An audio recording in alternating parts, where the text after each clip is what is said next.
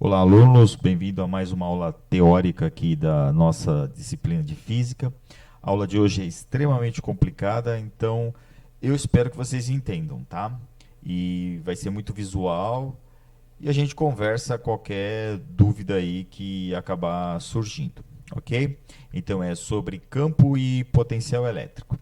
Bom, então, inicialmente, vamos pensar o que seria campo elétrico, né? A gente já tem uma noção, e pode-se pensar intuitivamente, sobre o que é campo luminoso. Então, a gente tem aqui uma lampadinha, né? E essa lâmpada, ela gera ao redor dela um campo luminoso. E aí, qualquer objeto que for colocado ao redor dela vai ser iluminado, por assim dizer, né? E o que vai acontecer? Se a gente ir aumentando a distância, você vai vendo que esse campo vai ficando menor, ou seja, esse objeto vai ficar menos iluminado, tá?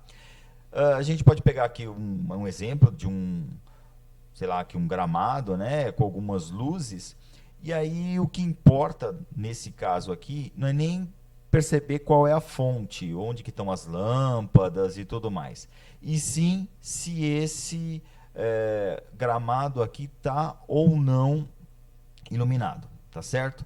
Então aí você consegue perceber, nesse caso do gramado aqui, que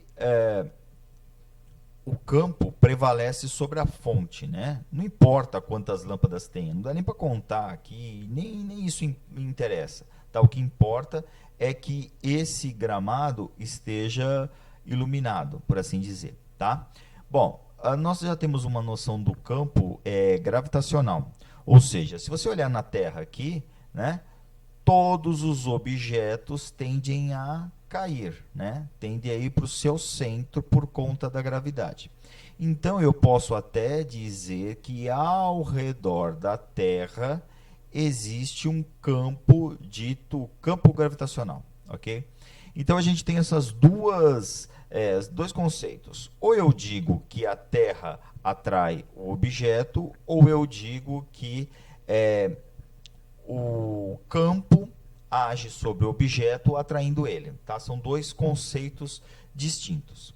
Bom, vamos pensar no campo elétrico propriamente dito. Né?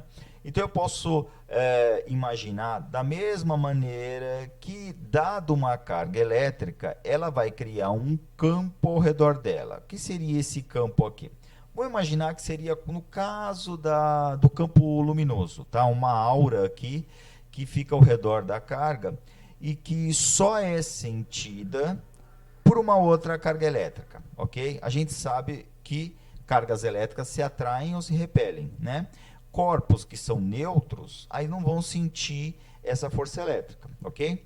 Então, de certa maneira, a gente pode pensar que ou eu penso na força elétrica entre as cargas, ou eu penso que na interação de uma carga com o campo elétrico gerado pela outra, tá bom? Então, vamos pensar assim, de uma maneira bem simples, né? Definir o campo elétrico como uma propriedade. Uma propriedade de quem? Uma propriedade das cargas elétricas, tá bom? E aí, essa propriedade, ela se manifesta onde? No espaço, tá bom? E aí, que faz essa propriedade? Faz com que qualquer outra carga elétrica, que no caso a gente chama de carga de prova, que vai ser colocado num desses lugares, num desses espaços, acaba ficando sujeito a uma força elétrica. Então, da mesma forma que no caso lá gravitacional, eu vou pensar em algo que seja assim, ou força ou campo. São coisas equivalentes. De uma eu chego na outra, tá bom? Bom, e visualmente, né, analogamente, eu posso pensar esse campo da mesma maneira que o campo luminoso, né? Como se fosse uma aura assim luminosa que só as partículas de carga que vão enxergar, ok?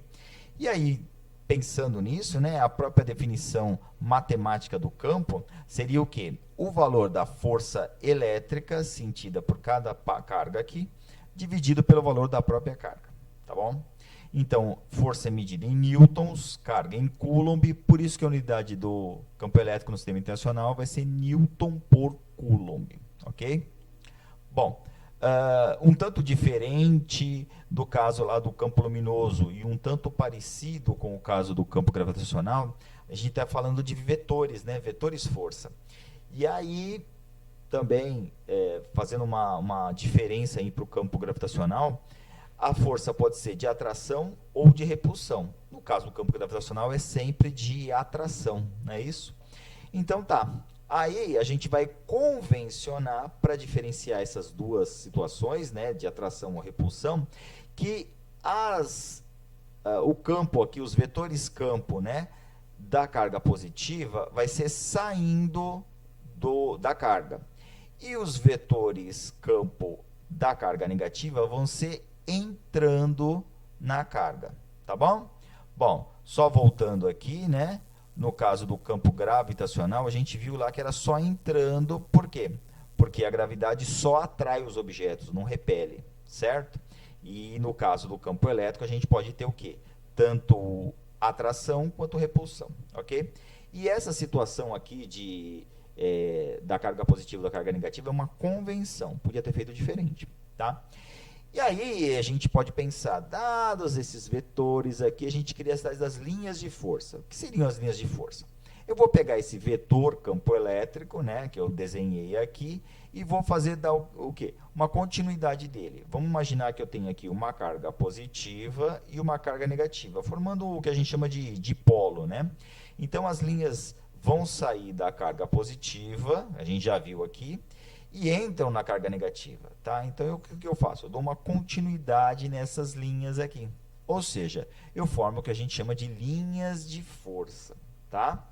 Nesse caso do dipolo, duas cargas diferentes, aqui uma positiva e uma negativa, e aqui são duas cargas iguais. No caso seria positiva, então é saindo da carga. Para um desenho idêntico aqui desse dipolo de cargas iguais aqui, negativo, é só você adotar o sentido contrário do vetor. Então, seria entrando na carga e não saindo, no caso aqui que a gente tem nesse desenho, ok? Isso é uma representação gráfica. E aí, então, só, de certa maneira, resumindo toda essa convenção vetorial que a gente tem aqui, então vamos imaginar que eu tenho uma carga positiva. O campo dela é saindo da carga, tá bom? E aí, se eu botar uma carga positiva aqui, para tomar contato com esse vetor campo, ela vai sentir uma força, no caso aqui de repulsão, e aí a força vai ter a mesma direção e sentido do campo, tá? Já no caso da carga positiva, o que vai acontecer? Eu sei que, botando uma carga negativa aqui, ela vai o quê? Sofrer uma força de atração, então ela vai vir na direção da carga. E no caso vai ficar contrário ao campo que é saindo da carga positiva. Bom, o contrário vai acontecer com a carga negativa, né? Que o campo é entrando, se eu botar uma carga positiva, ele sente uma atração e vai na mesma direção do campo. Bom, e o contrário também vai acontecer com a carga negativa, né? Que vai estar na presença de uma outra carga negativa, vai haver a repulsão, mas o campo é entrando na carga. Ou seja, de certa maneira, a força e o campo têm sentidos opostos, ok? E aí, então, a gente chega nessa conclusão.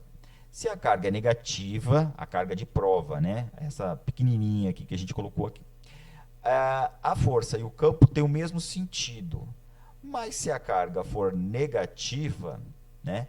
A força e o campo têm sentidos contrários. Carga positiva, força e campo, mesmo sentido. Carga negativa, força e campo, sentidos contrários.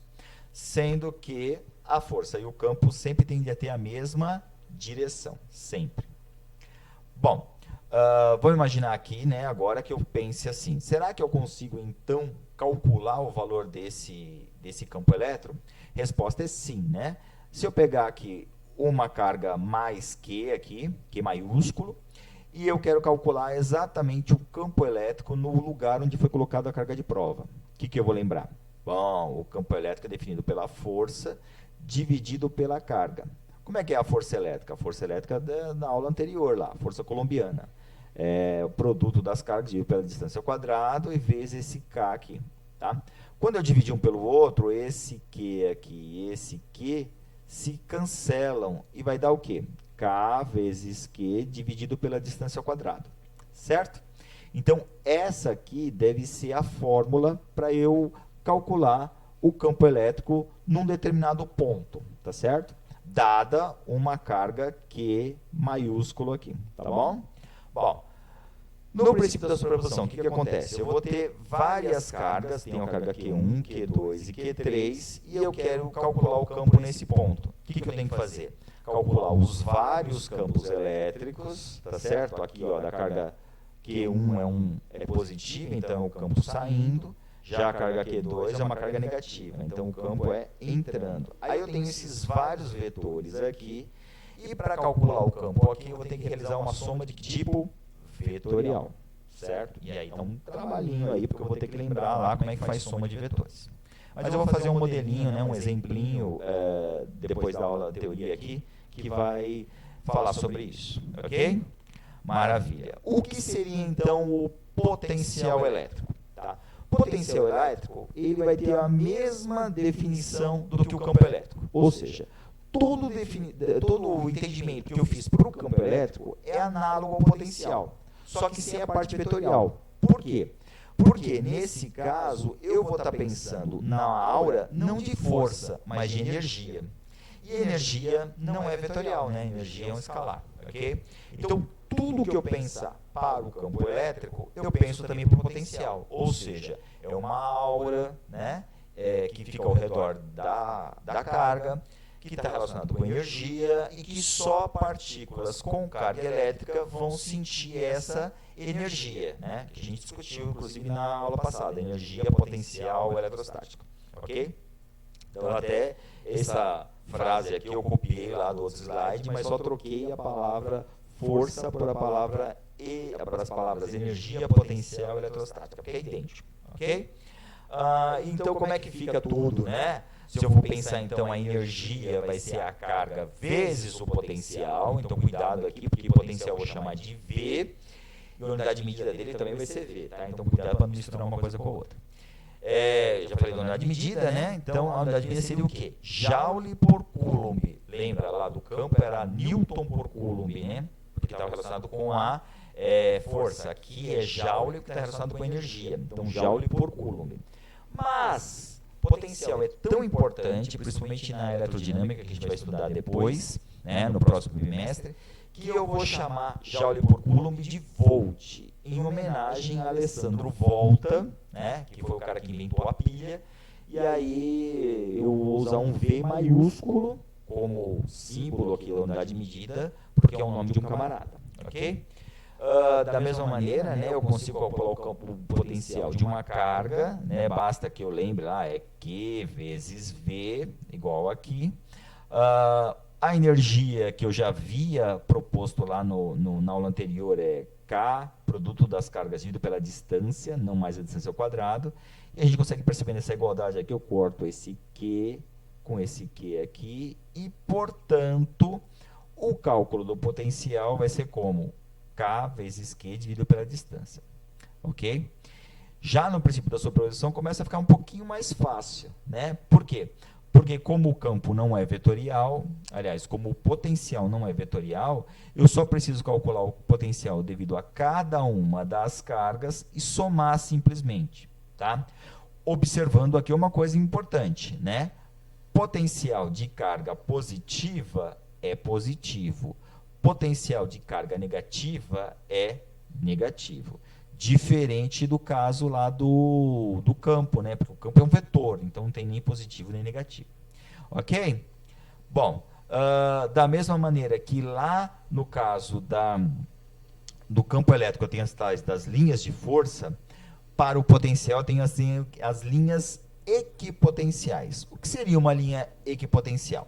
Seria uma linha, né, um local, por assim dizer, pode ser uma superfície, inclusive, para tridimensional, mas é um local onde o potencial é sempre o mesmo, tá? Se eu pegar uma carga elétrica aqui, ó, pode ser positiva ou negativa, tanto faz. Se for positiva, as linhas de campo saem, tá? Mas e as potenciais? Se eu lembrar que o potencial depende da distância, pontos que estão à mesma distância da carga, obrigatoriamente vão ter o mesmo potencial. Então, essa linha azul que aparece aqui é uma linha equipotencial. É uma linha equipotencial, eu chamei de linha porque eu estou projetando no plano, mas se a gente for pensar que é uma carga, ela se distribui no espaço, seria o quê? Uma superfície equipotencial, tá? E uma característica interessante é que ela é sempre perpendicular à linha de força, ok? E aí aqui, né, bem difícil da gente visualizar, mas dá para perceber aqui que, dado o dipolo, essas linhas que aparecem aqui, né, ou seja, seriam as linhas de uma superfície projetadas aqui no slide, elas são equipotenciais, ou seja, nesta linha aqui, qualquer valor de potencial será sempre o mesmo, ok? Então, eu espero que vocês tenham entendido, tá? Na próxima videoaula vai ser a resolução de um exemplo numérico aqui. E qualquer coisa chama para a gente tirar dúvida, ok? Maravilha, até a próxima.